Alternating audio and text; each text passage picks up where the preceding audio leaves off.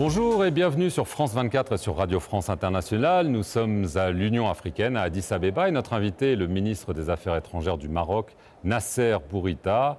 Avec moi pour cette interview, Florence Maurice de RFI. Bonjour, Monsieur le ministre, bonjour. Bonsoir, madame. Monsieur Bourita, le Premier ministre palestinien, Mohamed Shtayyeh, a déclaré à la tribune, a exhorté l'Union africaine à retirer le statut d'observateur à Israël. On aimerait bien comprendre exactement la position du Maroc, parce qu'elle n'est pas très claire. Est-ce que vous êtes en faveur de ce statut d'observateur? Est-ce que vous comprenez les critiques du Premier ministre palestinien à l'égard des pays, notamment arabes, qui semblent favorables à ce statut d'observateur? Moussa Faki était dans son mandat. Je ne parle pas du fond. Moi, je parle d'abord de la procédure. 3 ou 4 pays ont annoncé chez eux qu'ils allaient combattre cette décision. Ils sont venus à partir de cette surenchère nationale pour imposer leur position ici à l'Union africaine. Je pense là aussi qu'il faut comprendre que l'Union africaine a changé, qu'il n'est plus la chasse gardée d'un pays ou deux qui peuvent dire non, on va bloquer et que l'organisation va les suivre. L'Afrique a changé, l'Union africaine a changé et les débats l'ont montré.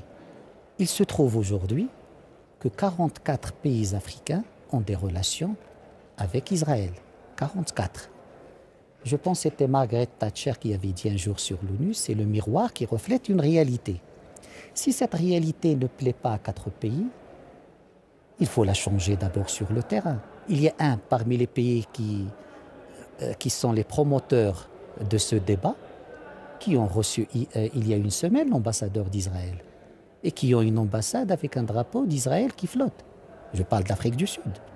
Comment on peut accepter une réalité chez soi et venir imposer le contraire au niveau de l'Union africaine? Hypocrite. Je pense que c'est un réflexe que l'Union africaine est une chasse gardée, qu'on peut faire à l'Union africaine ce qu'on veut. Ce n'est plus le cas. Mais vous êtes favorable à ce statut d'observateur, on peut le dire, c'est clairement ce que vous dites. On est favorable à la mise en œuvre des textes de cette organisation. Certains considèrent que si le Maroc tient ce discours, c'est parce que votre pays, au fond, privilégie ses accords commerciaux et de défense avec Israël aujourd'hui sur la cause palestinienne. C'est faux. Le Maroc est engagé aux côtés du peuple palestinien. Nous tous, on est pour une solution à 2 États. Lorsqu'on est pour une solution à 2 États, c'est qu'on doit reconnaître 2 États qui doivent vivre côte à côte dans la paix et dans la quiétude. C'est ça la position du Maroc. Et le rétablissement des relations avec Israël ne changera aucunement la position du Maroc sur la question palestinienne. Est-ce que votre rapprochement avec Israël, les accords de coopération que vous avez, ne vous mettent pas un peu en difficulté sur cette question qui divise aujourd'hui l'Union africaine? Lorsqu'on est clair par rapport à ces positions, lorsqu'on n'instrumentalise pas les causes des autres, ça ne pose pas de contradiction. Et le Maroc souhaite également que l'évolution de sa relation avec Israël puisse permettre la réalisation des droits du peuple palestinien à avoir un État indépendant. L'Algérie vous accuse de coopérer militairement avec Israël pour l'intimider. Qu'est-ce que vous répondez à ces accusations?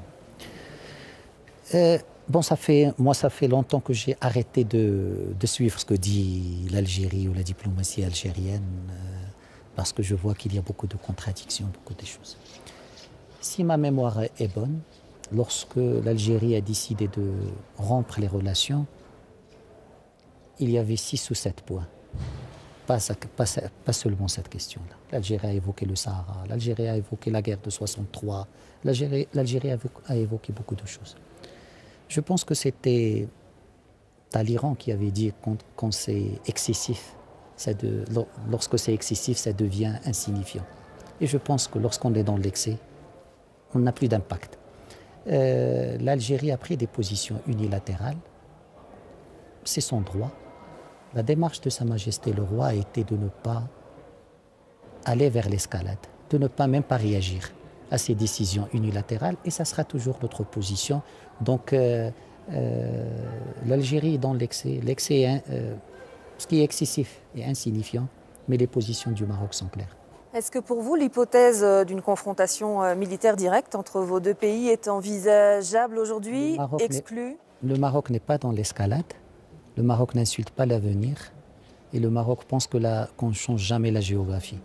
Mais le Maroc, comme je l'ai dit, la démarche de Sa Majesté le Roi, ce n'est ne pas aller dans l'escalade et de se concentrer sur ce qui nous unit, pas ce qui nous désunit. Alors au Sahara, le cessez-le-feu qui était en vigueur plus ou moins depuis 1991 a été rompu, il y a eu des affrontements militaires.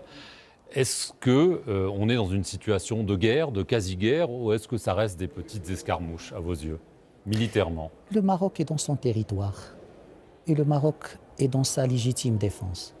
Le Maroc n'a jamais cherché la confrontation. Le Maroc est pour une solution dans le cadre des Nations Unies de ce problème, dans le cadre de l'autonomie, de souveraineté marocaine. Et ceux qui ont rejeté les résolutions du Conseil de sécurité, ce n'est pas le Maroc qui a sorti un communiqué en octobre pour dire « je rejette la résolution adoptée par le Conseil de sécurité ». C'est ce pays-là qui a officiellement rejeté la volonté de la communauté internationale. À propos, est-ce que l'initiative de l'envoyé spécial des Nations Unies a un avenir, ou est-ce que c'est mission impossible? On a le sentiment que la situation est bloquée, l'Algérie reste sur la même position, à savoir des négociations directes entre vous et le Polisario, ce que vous refusez. Est-ce qu'on n'est pas dans une impasse? Il ne faut pas mettre l'Algérie et le Maroc sur un pied d'égalité. Le Maroc est en ligne. Le Maroc est aligné sur la résolution du Conseil de sécurité. L'Algérie ne veut pas cette résolution. Donc pour le Maroc, il est à l'aise. L'envoyé personnel a un mandat, a un cadre d'action. Lui-même dit qu'il travaille pour les tables rondes. Si l'Algérie ne veut pas, c'est son problème. Mais est-ce que vous pensez que ça va se débloquer? Moi, je pense que, en tout cas pour le Royaume du Maroc, il y a une volonté pour trouver une solution dans le cadre de l'initiative d'autonomie marocaine et rien que l'initiative d'autonomie marocaine.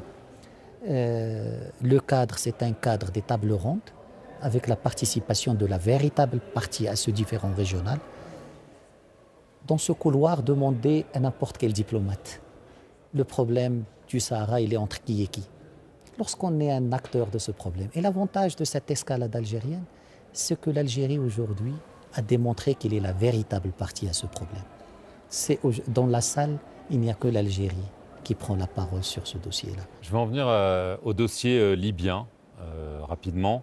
La communauté internationale a pesé de tout son poids pour que des élections se tiennent absolument le 24 décembre. N'importe qui, un minimum informé, savait que les conditions n'étaient pas réunies, que ça n'allait pas arriver. Est-ce que vous pensez que la communauté internationale a eu tort de pousser absolument à ces élections dont on savait bien qu'elles n'allaient pas avoir lieu? Ce sont les Libyens eux-mêmes qui ont choisi, lors du dialogue de Genève, le 24 décembre. Ils ont mis les institutions et les processus pour ça. Tout le monde savait que ça n'allait pas être facile. Mais aujourd'hui, au moins, on a 2 ou 3 avantages par rapport à la situation antérieure.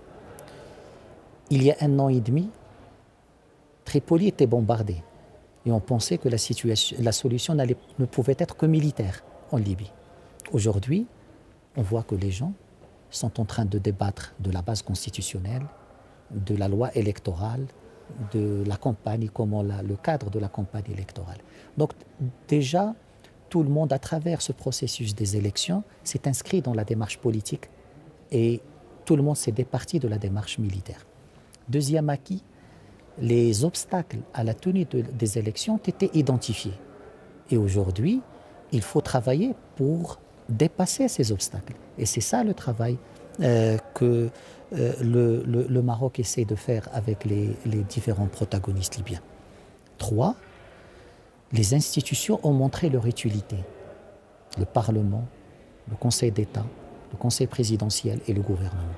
Le Maroc est contre le fait de créer un vide en Libye en dénigrant les institutions, qu'on les aime ou qu'on ne les aime pas. Mais au moins aujourd'hui, ces institutions permettent à l'État libyen de continuer à fonctionner. a travaillé pour la préparation des élections en travaillant sur ces nœuds qui ont été identifiés à travers le processus qui n'a pas été conclu le 24 décembre. Au-delà de la question du report des élections, on voit bien que les questions que ça soulève et dont vous parlez exacerbent dans le pays un certain nombre de tensions. Est-ce que ça veut dire qu'il va falloir encore que la perspective d'une élection s'est éloignée fortement pour longtemps? Je pense qu'il y a aussi une perception eurocentrique qui fait de l'élection la panacée pour résoudre tout.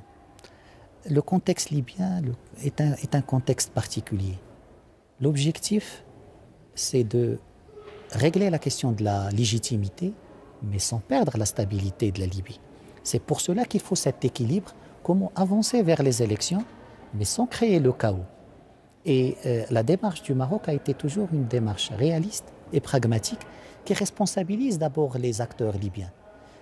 On peut organiser toutes les conférences internationales en Europe et ailleurs et établir des recettes. Mais est-ce que ces recettes sont adaptées au contexte libyen? C'est ça le véritable problème. Aujourd'hui, les élections restent un objectif, je pense, en Libye. Et le Maroc y croit. Mais pas une fin en soi. Pas une fin en soi, parce que le plus important, c'est que ce pays retrouve sa stabilité, retrouve son rôle. Parce que pour le Maroc, comme l'a dit Sa Majesté le Roi, la Libye, on n'est pas voisins, mais la Libye est très proche parce que sa stabilité nous touche, son instabilité nous touche. Et les liens entre les deux pays sont très importants et sont très anciens. Monsieur le ministre, merci. Merci à vous de nous avoir suivis sur nos deux antennes, RFI et France 24. Merci à vous.